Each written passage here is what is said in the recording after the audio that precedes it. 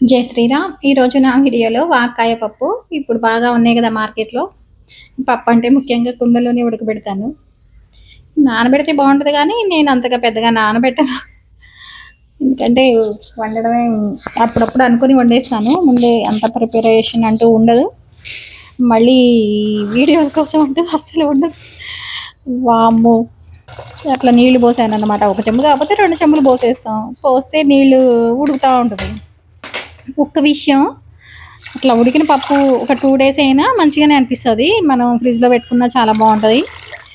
పాడవడం అంటూ తొందరగా పాడవదు. అది తినడం వల్ల మనకి హెల్త్ ప్రాబ్లమ్స్ కూడా ఉండవు. ఇంగువ వేసాను చూసారా, తిరగమాతలో పప్పులో ఖచ్చితంగా ఇంగువ వేస్తాను నేను.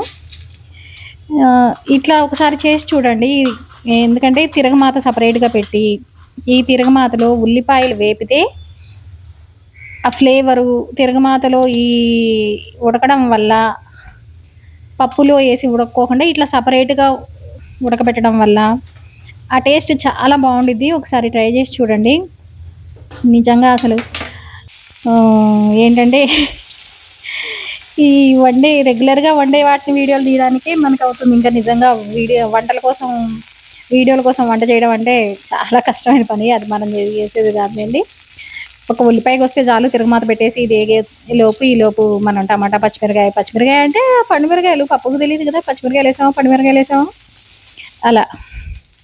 ఇంకా టమోటా ఇవి కోసేసి ఇవి కూడా కొంచెం ఈలోపు దోసకాయ కోసేసుకుందాం. అలాగే వాక్కాయ. ఇలా చేసి చూడండి, పప్పు చాలా టేస్టీగా ఉంటుంది. ఇంకొక విషయం ఏంటంటే,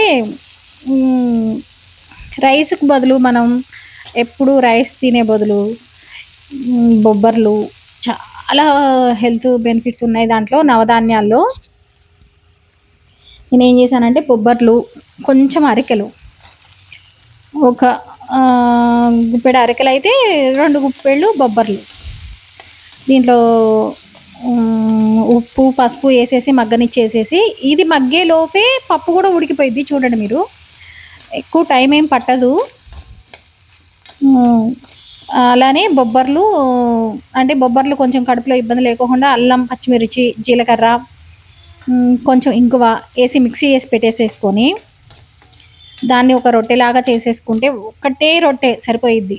ఇది మగ్గేలోపే ఇది ఉడికిపోయింది. చూడండి, పప్పు చాలా తొందరగానే ఉడికిపోయిద్ది. ఆ ఉడికిన ఈ మగ్గబెట్టిన ఈ దోసకాయ వాక్కాయ ఇదంతా పప్పులో వేసేస్తే ఇంకొక 10 నిమిషాల్లో ఉడికిపోయిద్ది. అంతకన్నా పెద్ద టైం ఏం పట్టదు. టేస్ట్ మాత్రం చాలా బాగుంటుంది.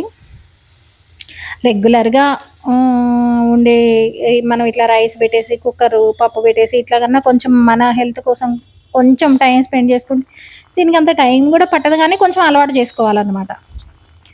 దీంట్లో కొంచెం కారం వేసాను. దీంట్లోకి నేనేం చేసిన అంటే, నా బాడీ తత్వం ఎట్లాంటిదంటే 1 మీలే నాకు సరిపోయిద్ది, బరువు పెరగకుండా ఉండిద్ది. 2వ మీల్ ఏది తిన్నా నాకు వెయిట్ లాగా వచ్చింది. అది 1 మీల్ అంటే ఒక టిఫిన్ చేసినా సరే సరిపోయిద్ది అన్నమాట. ఇది ఇందాక చెప్పాను కదా, బొబ్బర్లు కొద్దిగా అరికలు, కొంచెం జీలకర్ర, అల్లం, పచ్చిమిర్చి, ఇంగువ ఇవి మిక్సీ వేసేసి ఇట్లా దోశలాగా వేసేసుకున్నాను. ఒక దోశ, కొంచెం పప్పు, చాలా అసలు ఫుల్ హెవీ అయింది. బాడీలో ఉన్న వాటర్ కంటెంట్ని తీసేసింది. అది ఒకవేళ మనం అట్ల పెనానికి రాకపోతే ఇలా చేత్తో కూడా వేసేసుకోవచ్చు. ఇవన్నీ నేను ఒకరోజు చేసింది కాదు, ఒక్కొక్క రోజు చేసింది. ఒక దోశ సరిపోయిద్ది నాకు. తర్వాత రోజు దోశ వేసుకునేటప్పుడు పక్కన క్యారెట్ కూర చేస్తుంటే ఆ క్యారెట్ కూర కూడా దాంట్లో పెట్టేసుకున్నాను అనమాట. అంటే ఇంకా మనం కూరే కదా క్యారెట్ కూర, పైన తురిమేసుకోవాల్సిన అవసరం ఉంది. తాలింపు వేసింది. పిల్లలకి క్యారెట్ కూర పిల్లలు ఇష్టంగా తినాలంటే ఒక చిన్నది చెప్తానేమో చూడండి. దాంట్లో లాస్ట్లో 2 ఎగ్గులు కొట్టేయండి. వాళ్ళు అది పొరుట్లాగా, క్యారెట్లో మనం పొరుటుకి ఉల్లిపాయలు వేస్తాం కదా, ఉల్లిపాయల బదులు ఈ క్యారెట్ కూర, మళ్ళీ చిక్కుడుకాయ కూర, బీరకాయ కూర ఇట్లాంటి వాటిలో ఎగ్గు కొట్టేయండి. అసలు అదే కాదు, కొంచెం మనం ఏదైనా కొంచెం కూరలు ఉన్నాయి అనుకోండి, కొంచెం చిక్కుడుకాయ కూర, కొంచెం బీరకాయ కూర, కొంచెం క్యారెట్ కూర, బీట్రూట్ కూర ఇట్లాంటివి ఉన్నప్పుడు కూడా దాంట్లో సాయంత్రానికి సరిపోయిద్దో సరిపోదో అనుకున్నప్పుడు నేను మిరియాల పొడి వేసాను చూడండి దీంట్లో. సరిపోయిద్దో సరిపోదో అనుకున్నప్పుడు 2, 3 ఎగ్గులు కొట్టేస్తే మళ్ళీ అది పొరుట్లాగా చేయకోకుండా ఇదే చాలా బాగా కొంచెం కూర క్వాంటిటీ పెరిగిద్ది. ఏదో చారో పప్పో ఉంటే వేసేసుకొని తినొచ్చు. ఈ చిట్కా కూడా చాలా బాగా పనిచేసిద్ది. ఒక్క చపాతీకి నేను ఎగ్గు తింటలేదండి ప్రజెంట్, అందుకని నేను దోశ మీద వేసేసుకున్నాను కదా. ఒక ఎక్కువ నూనె కూడా వేయను, కొంచెం అంతగా అవసరమైతే నీళ్ళన్నా వేసి మగ్గబెడతాను, కానీ అసలు నూనె మాత్రం ఎట్టి పరిస్థితుల్లోనూ వేయను.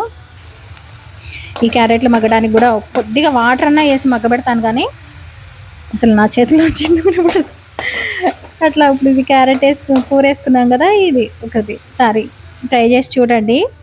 రైస్కి బదులు అసలు ఇవి తింటే, అంటే రైస్ తిన్న హెవీనెస్ అది ఎంత అంటే, నేను ఈ మధ్య వీడియోలో నాకు అంత క్లారిటీ లేదు, కానీ షుగర్లో ఏవో 2 కాంబినేషన్ షుగర్ ఉంటుందంట, కానీ రైస్లో మాత్రం అటువంటి వేల వేల చైన్స్ లాగా ఉంటాయంట. నాకు అది సరిగా తెలియదు, కానీ అంటే రైసు దానికి తోడు కొంచెం పిండి ఉంటే దాంట్లో రాగి పిండి వేసేసాను. ఇదంతా ఒకరోజు తినేది కాదులేండి.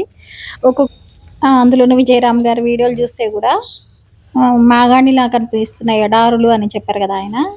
అంటే రైస్ మన బాడీకి చాలా డేంజర్ అని, కానీ ఇవి తినడం వల్ల ఎనర్జీ లెవెల్స్ కూడా చాలా తేడా ఉంటాయి.